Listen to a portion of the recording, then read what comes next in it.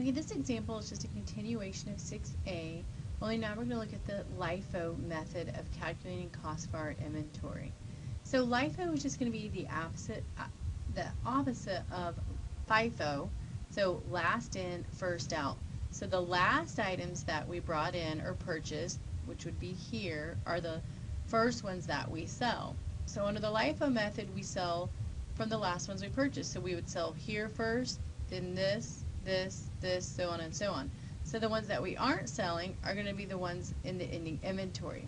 So we know from the previous example that we sold 1,400 units and we have 1,300 in our ending inventory. So let's calculate this date by date on here. So over beginning inventory under the LIFO method, this beginning inventory is not going to have been sold yet. So it's not going to be in our cost of goods sold, but it's going to be in our cost of ending inventory. So 400 times $20 each gives us $8,000 so far for our cost of ending inventory.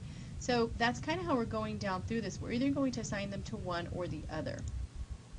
So for our first purchase, that is not a cost of goods sold. It's going to be in our ending inventory. We haven't sold it yet because we're selling last in, first out. And then for our second purchase, that's still ending inventory. And then our third purchase is where we start breaking it up a little bit.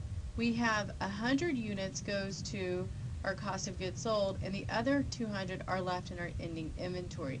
Because remember, our ending inventory is supposed to be 1,300 units. So this gives us our 1,300 units. So from this point on, everything else is going to be a cost of goods sold.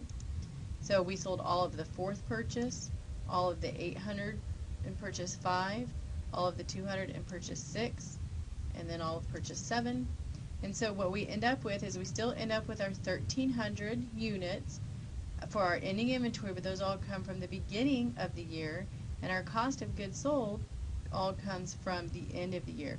So if we add all these up individually, we get a cost of goods sold at $68,450, and we get a total ending inventory of $27,150.